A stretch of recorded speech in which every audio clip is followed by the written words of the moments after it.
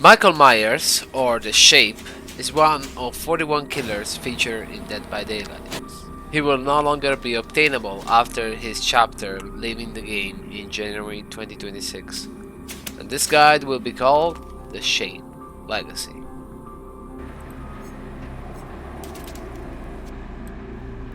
Hello everyone, my name is Zero Kime, and this is the guide to Michael Myers, and probably the last guide you will ever need to understand his power, to understand how to play it, to understand how to counterplay it.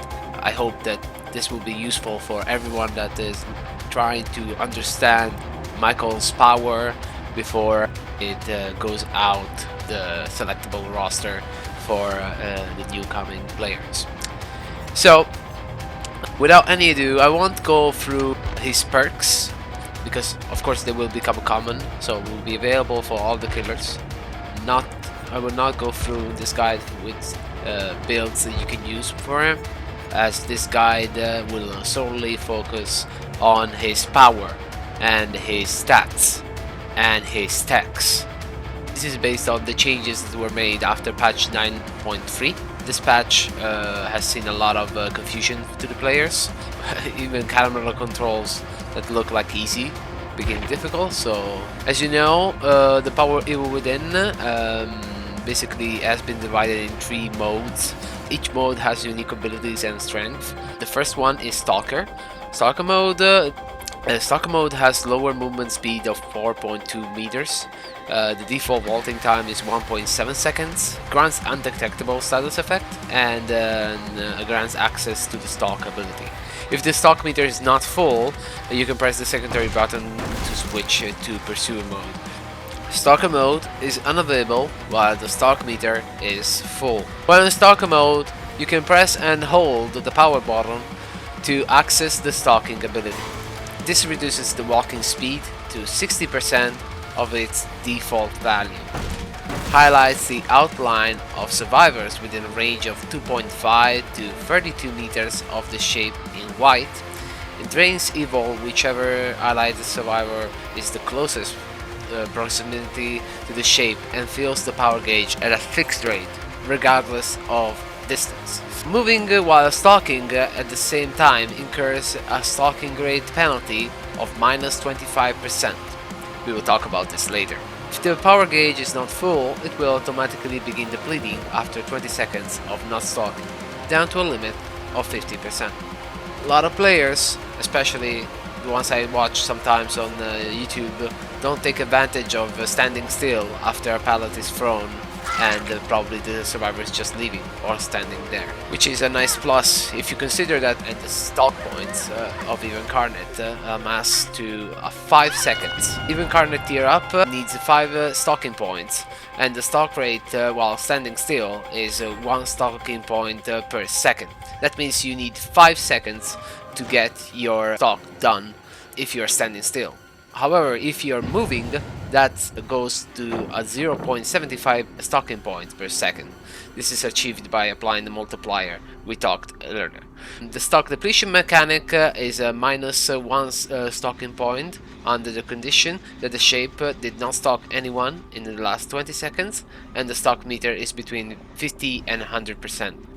This is very important to remember because when you're trying to sneak up on survivors, you will have 20 seconds after reaching your 50%.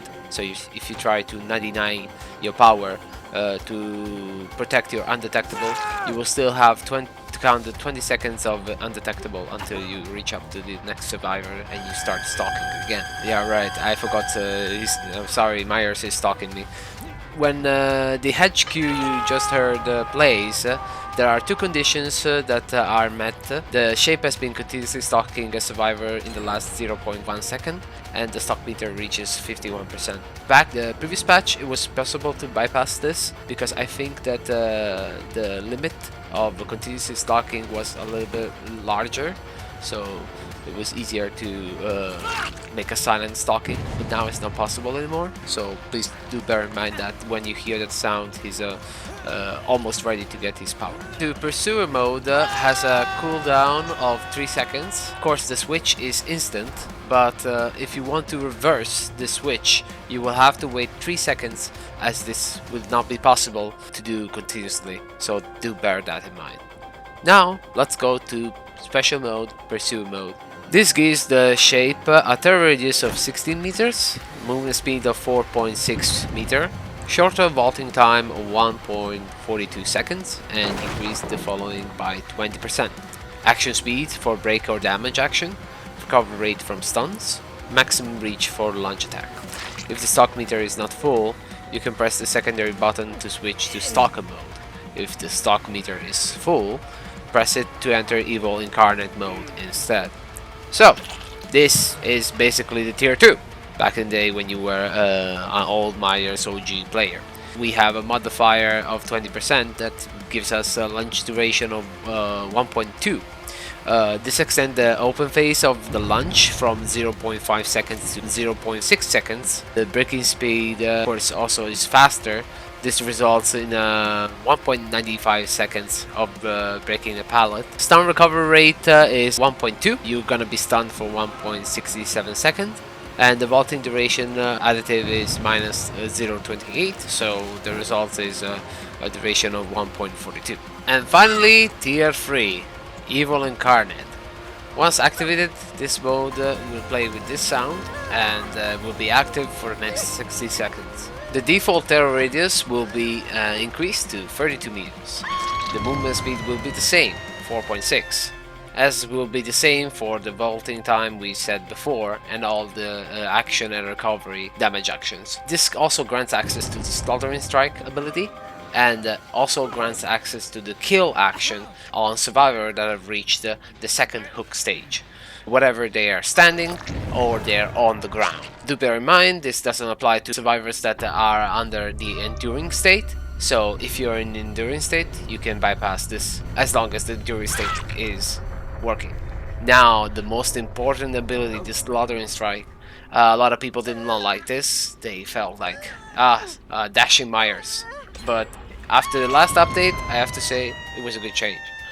While in the Evil Incarnate mode, press and hold the power button to charge the Slaughtering Strike attack, and while charging, you can press the attack button at any point to initiate the attack. This increases his movement speed to 7.5 meters, so this is not as fast as Wesker, but it's still pretty and fairly fast if you consider the speed of this launch can be affected by add-ons and other things. This causes successful hits on survivors to be lethal and apply double damage, and also grants the ability to break breakable walls, as you just saw, and drop the pallets using the attack. Slaughtering Strike lasts up to 1.5 seconds. Depending on how long it was charged for, it has this duration be stretched or reduced.